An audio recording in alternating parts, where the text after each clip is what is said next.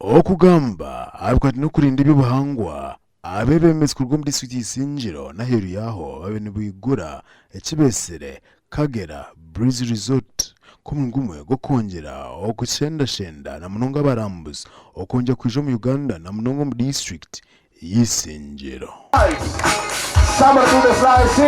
John Arimpa Kijaji omuhabuzi wa president cyayikumbikwa n'ibyo burambuzi n'empinduka y'obwire anje kugamba karungi akari yo muri district y'Isingiro cyayika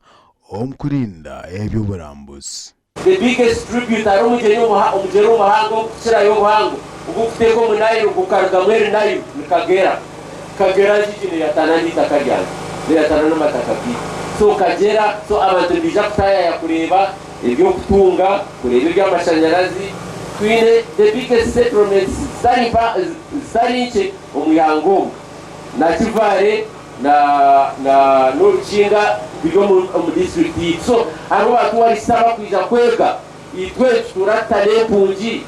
tubakudamiza tuta kandi abachata no conflict nkezi byo mu nsezi ezindi ekidaji bona lego yanashobora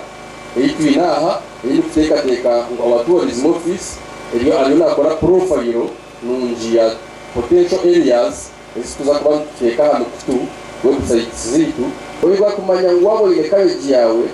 oyine karoti zawe ukasitaha amahanda uriya nagiye gomba atwara ahubwo kuba yanayizire kurara nuruza kubaza katunkuma nuruza kubaza za dodo ibintu byo bino butari abebembezi arengo rubyaro bameya n'abanyadini nabo babasa kwika akwigura Kagera Breeze Resort basima kugera kweki tumucitwire hari bizire mwatekaza kubuye mwagizireki eyimwakuye Kagera Breeze Resort eri omulchikagate abebezi batekateka bagumana bakora ibintu nkebi district y'Isingiro nekonja kuganira ngoma ya kwitwa batagumanye twine very high potential ya tourism yo abantu bija kwija kunuya habaje abwa TV West ndise nyomo Gideon omuri Isingiro.